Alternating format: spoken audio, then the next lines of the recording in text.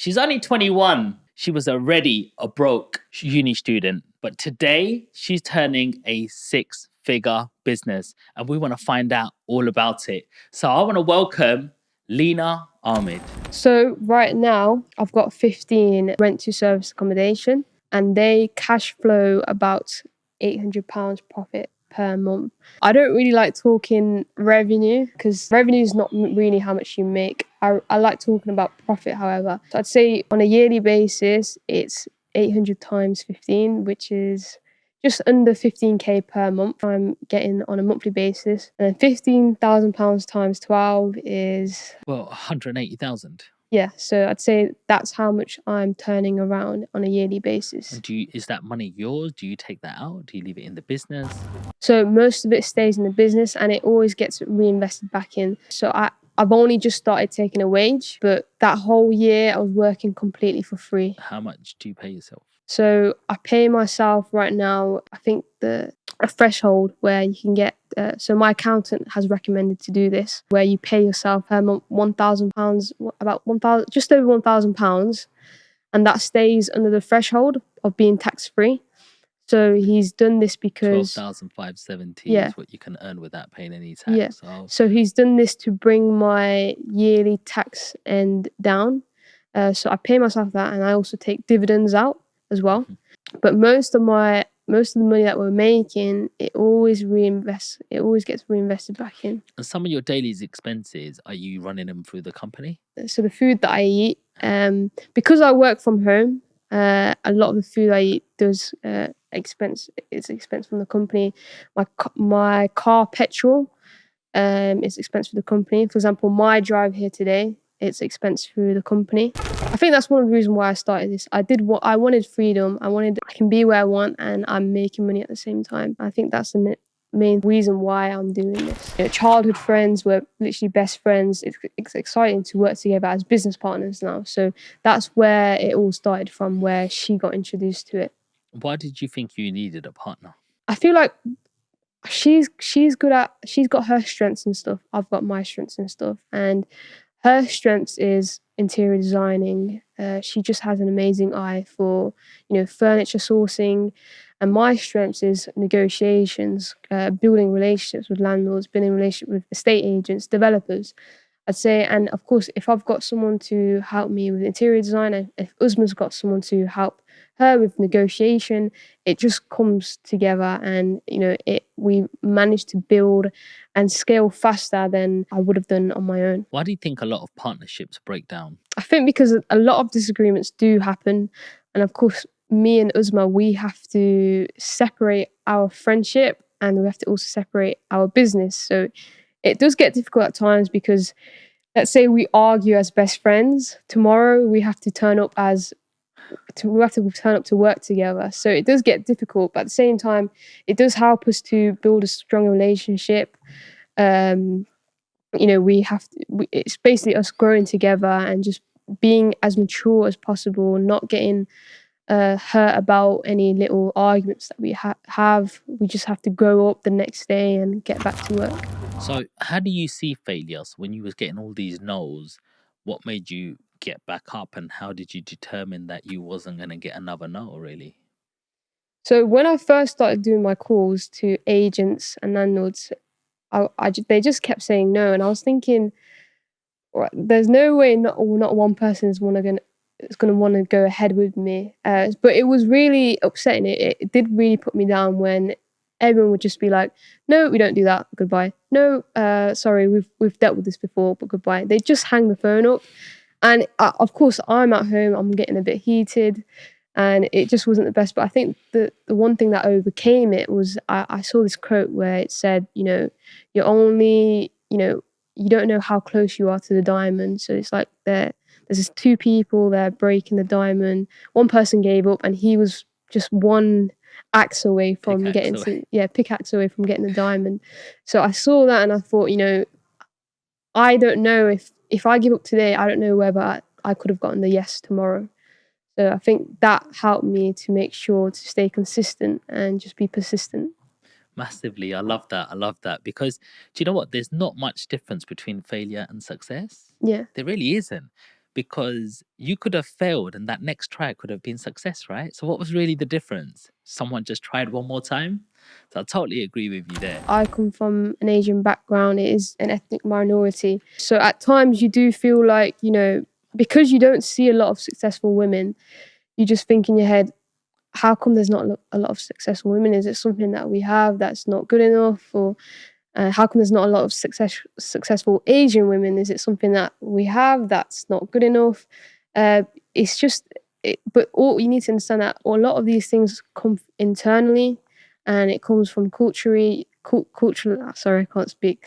It comes from a culture background where all these beliefs that you've had in your head growing up, it does stick in your mind a lot. But when you look at people like Elon Musk, Steve Jobs, they're grown white men. Of course, you can argue that they come from a better background, but I believe that what they have is no different to me. They both have. I have a brain. They have a brain. They've got two eyes, I've got two eyes. Why is it that why can't I be on the same level as them in the next 10 years? And there's no reason why I can't be. I'm no different to them and they're no different to me. We're all humans. I just need to work more harder on the same level as they work hard.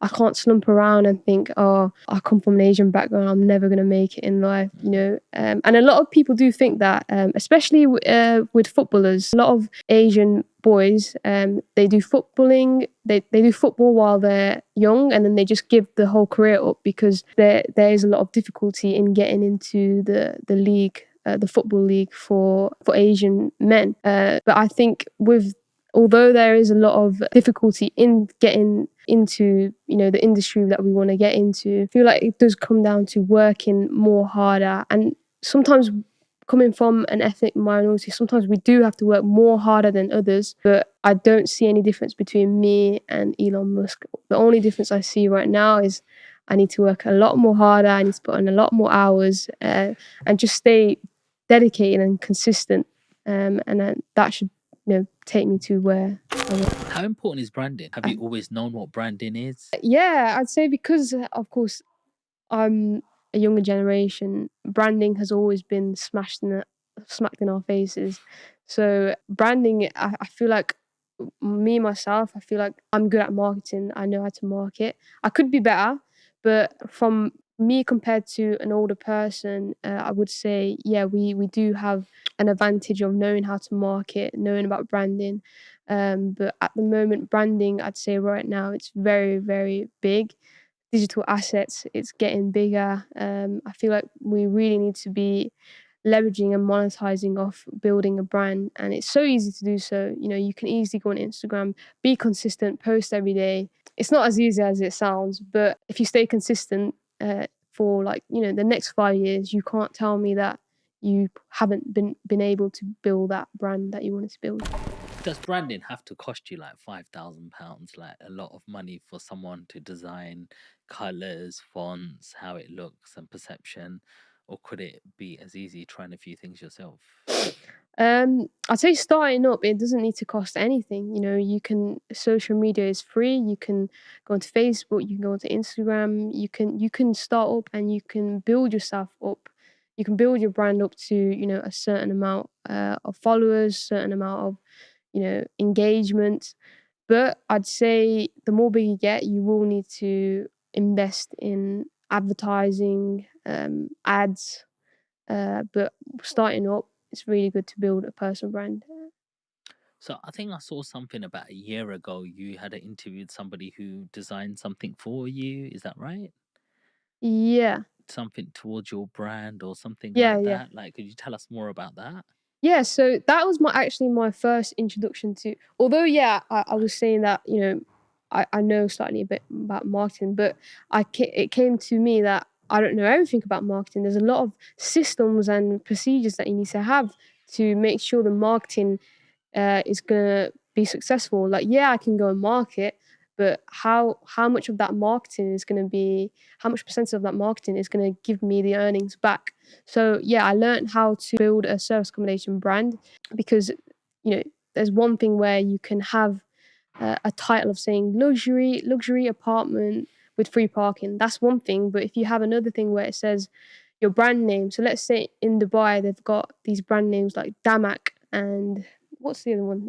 They've got Damak and I've uh, only heard of Imar, Damak. Imar, Imar, that's the one.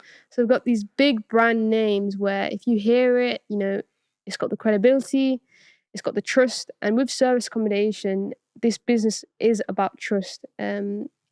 With customers, you want to be making sure that the customers are trusting you. So I've learned how to brand ourselves in order to gain the guests' trust for us. What do you think's been your biggest failure or learn from what you've been doing in this business so far? I think it's probably I wouldn't really call it a failure. It's just a more of a I wish I had this aspect. So I'd say because I don't have much experience in all these corporate jobs, I don't have much experience in leadership. So of course, from not having this experience in leadership has impacted me because I'm hiring all this staff, but I need to know how to be a people's manager. I need to know how to direct. I need to know about all these different aspects of hiring, and it's something that's new to me. And I just wish I had the experience to know how to do this. Yes, I can invest in mentors to teach me, but I just wish I had the experience in hiring, hiring staff, and managing staff as well, because it plays such a big part in a hospitality business. Mhm. How did you start leveraging your business in terms of people? So instead of you spending 3 hours to start cleaning, when was the right time to start employing a cleaner? Where did you find these people? Yeah, so I used to post me cleaning on Instagram, and of course, I thought it was cool. But someone messaged me who's quite big in the service accommodation sector, and they said, um, why don't you outsource this?" And then I read it, and I said, "What does outsource mean?" I didn't understand what outsource meant, and I looked more into it. And outsource means when you give a lower skilled task to someone that's more skilled at it. And this is for me to grow my business more. And it's me focusing on more income generating tasks and not tasks that aren't generating me any money. So me cleaning was not generating me any more income. Like that was a massive mindset shift for me because this whole time I was cleaning, I thought this was my business. I thought what I'm doing here is a business. But the reality was, me cleaning for my service accommodation units wasn't a business because I'm doing the cleaning. I'm not building it more. A business is where you're always looking at ways to increase the income, and you've got different departments for everything. So I'm glad that person told me that because after that I hired a cleaning team to do the cleans for us.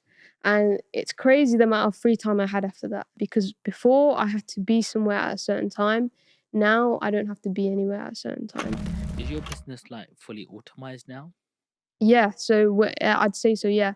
So now I can be in a different country and the business can still run. I can handle any problems from my phone, but now we've got procedures. If, for example, if there's a party going on, we've got a procedure for that now. So if a party happens, which is very rare now because we've managed to decrease the amount of times that happens, but if it does happen, at my virtual assistant, who I've hired from the Philippines, they get notified about it. They've got access to my actual licensed security guard. They've got access to that contact number. They give the security guard a ring. They let them know about the location of the property, how to get access to the property. They let them know about all the information. Security guard gets there within 5 minutes, 5-10 minutes, and because they're licensed, they know how to deal with security call outs and evictions. They can simply evict the guest, and the virtual assistant deals with everything after that. So this all happened while I was in Dubai, where a security call out happened, and I only found out at the end of the day that this happened. So that's when you know that you've built a good system in place, and this business is all about systems. And I'm glad that we're slowly building it more and more. So you've built a blueprint of something fully automized, Yeah. like a copy and paste system if somebody wanted to start, really. Yeah. We're still improving it. But it's crazy what systems can do and automizations. It's crazy.